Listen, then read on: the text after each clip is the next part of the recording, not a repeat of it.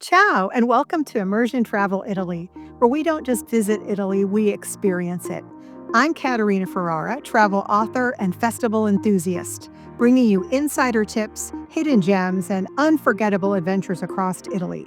From grand religious processions to lively food sagas, I'll take you beyond the guidebooks to immerse yourself in Italy's richest and most historical traditions.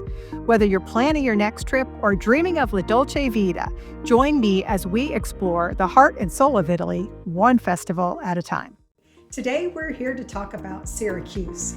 Syracuse is a city in Sicily on the east coast, south of Catania, south of Messina, south of Taormina, on that bottom right corner of Sicily. Syracusa and the island of Ortigia, which is the historic center of Syracuse, have been cities since Magna Graecia.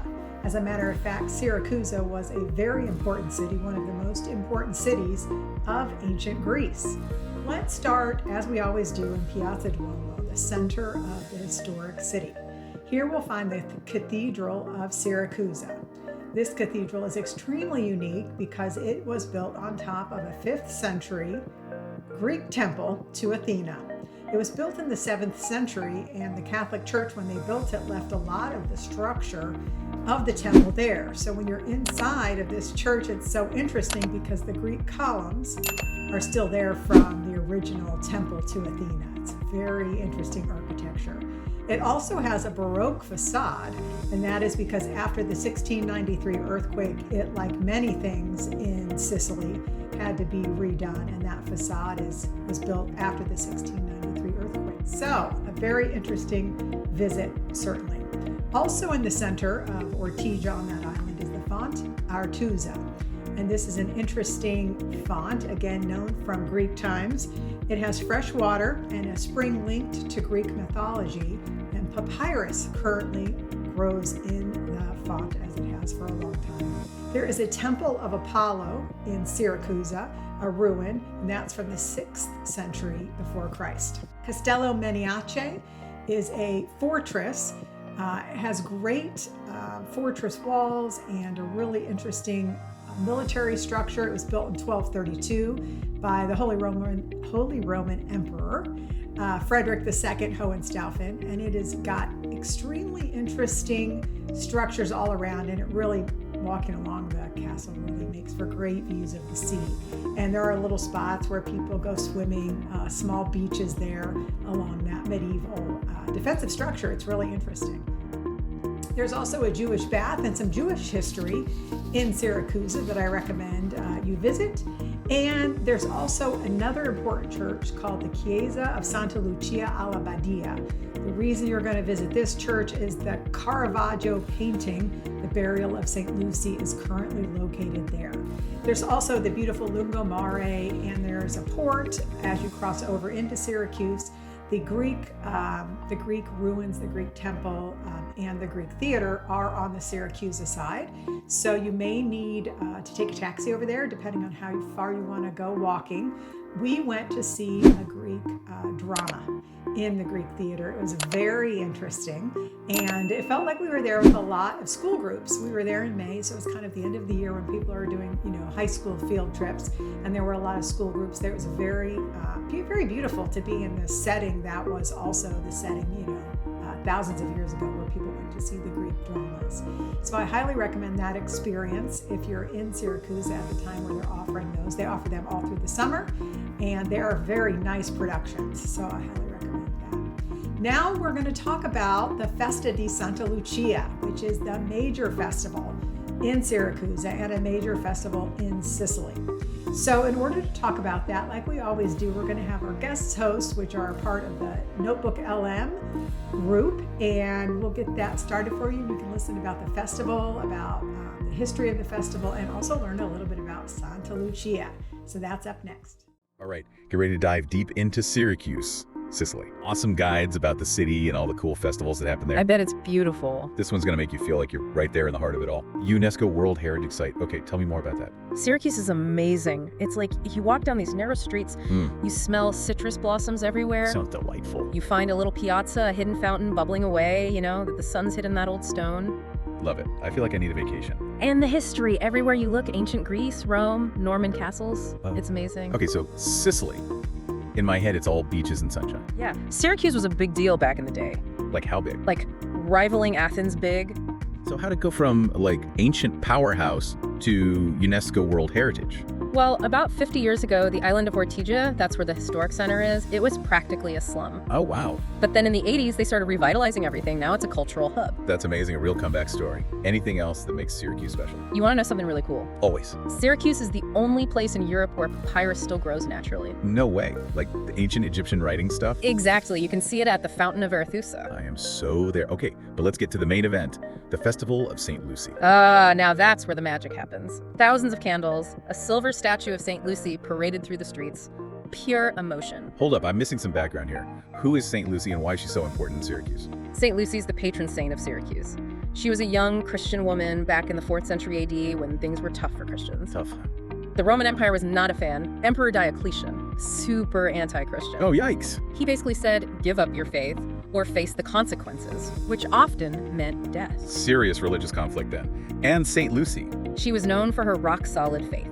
Wouldn't renounce Christianity no matter what. So basically facing down the entire Roman Empire. That's brave. Totally. Her story is about defiance, faith, and, well, martyrdom. Martyrdom. She died for her beliefs. Sadly, yes. They say she survived all kinds of torture, like miraculously. Wow. Resisting arrest, surviving fire and oil, even speaking after being stabbed in the throat. Gruesome stuff. That's intense. Is that where the whole light connection comes in? You got it. Lucy actually means light in Latin, and she's often shown holding her eyes on a plate. It's like spiritual vision over physical sight, you know? Powerful imagery. So the festival's about her light shining in dark times. Exactly. And it's not random that her feast day is on December 13th. Oh, why that date? Well, originally people thought December 13th was the shortest day of the year. The winter solstice. Yeah. The Catholic Church, smart bunch, they picked that day to celebrate St. Lucy, the light, the darkest time of the year. Hope and renewal. I like it. So how did this turn into the huge festival it is today? Her story resonated with people in Syracuse big time. Veneration started almost immediately after her death. People were really drawn to her. Oh yeah, and they said miracles were happening too. By the 13th century, things got more organized with the festival, processions and celebrations. So it evolved into what we see today. A city bathed in candlelight. Oh, it's incredible, especially the grand procession on December 13th. What's this about pilgrims walking barefoot? Oh yeah, many of them do. Carrying candles too. It's a sign of devotion. Some are giving thanks for miracles, some are hoping for St. Lucy's help. Centuries-old tradition. A mix of celebration and serious devotion. Where does the procession end up? At the Basilica of Santa Lucia al Sepolcro, the spot where she was martyred. Can you imagine the feeling there? History, emotion. Getting chills just thinking about it. So the procession's a big deal. What else makes this festival unique? Well, they keep the statue hidden most of the year. Really? Why? Tradition. It adds to the excitement. It's like a big reveal on December 9th, a few days before the procession. A reunion with an icon. People must go crazy. They line up for hours just to see it, touch it, pray to it. It's like St. Lucy is really there with them. This is more than a tourist attraction. It's a deeply personal thing. You're getting it. I think I am. Now, I gotta ask. Food. What's on the menu for this festival? They've got this Sicilian sweet called cuccia. Cuccia. Never heard of it. What is it? Basically boiled wheat berries, ricotta, honey, cinnamon, sometimes chocolate too. Sounds simple, but tasty. All right, we're back and ready for that story about St. Lucy, the famine, and this cuccia dish. Okay, so picture this. 17th century Syracuse, total famine. People are desperate for food. So St. Lucy saves the day. You bet. Her feast day in May rolls around and boom, a ship loaded with grain sails into the port. What are the chances? People were ecstatic. Like, St. Lucy did this? They were so hungry they didn't even wait to bake bread. Just boiled the grain. And that's cuccia. That's how it all started. It became this sweet, creamy dish.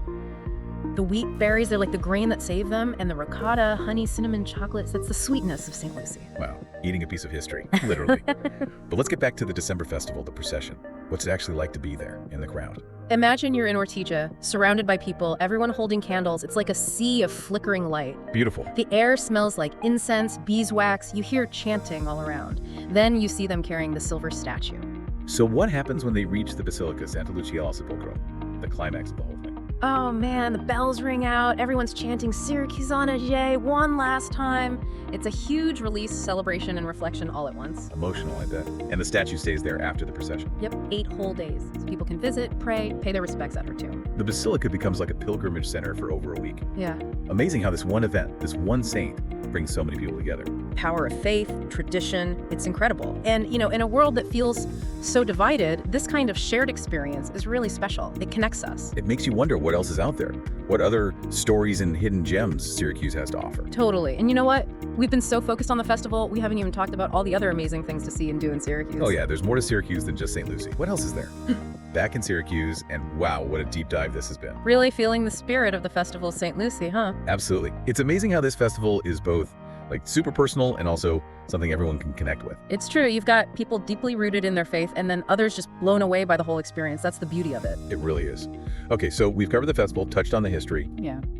but Syracuse has more to offer, right? Oh, tons more. You can't miss the ancient Greek theater, one of the biggest, best preserved ones out there. I bet. Imagine watching a play under the stars, just like they did centuries ago. Talk about a time machine. What else? Okay, get this. There's this cave called the Ear of Dionysius. Okay, that's a cool name. The acoustics are insane. They say you can hear a whisper from one end to the other. No way. And get this, the tyrant Dionysius, he used it as a prison and would eavesdrop on his enemies from above. Oh, that's sneaky. So we've got Greek theaters, secret prisons. What else? Don't forget Castello Manius, a 13th century fortress right at the harbor entrance. Syracuse has seen it all, huh? Oh yeah, but hey, if you need a break from the history, there are amazing beaches too. That sounds nice. Soak up some sun, swim in the crystal clear water, grab an espresso at a seaside cafe. Okay, so we've got history, culture, beaches, delicious food. For someone who's never been, why Syracuse? Why should this be on their travel list? Because in Syracuse, the past isn't just something you read about, it's everywhere you look, it's part of everyday life. I like that. It's a place where ancient stories meet modern life, where faith and tradition are alive and kicking. Beautifully said. It reminds us that travel isn't just about checking things off a list, it's about experiences that change us. Exactly. And who knows, maybe you'll even find yourself caught up in the Festival of St. Lucie, chanting Syracusa right alongside the locals. Now that's an image. Thanks for taking this deep dive with us into Syracuse. Until next time, folks, keep exploring, keep learning, and keep diving deep.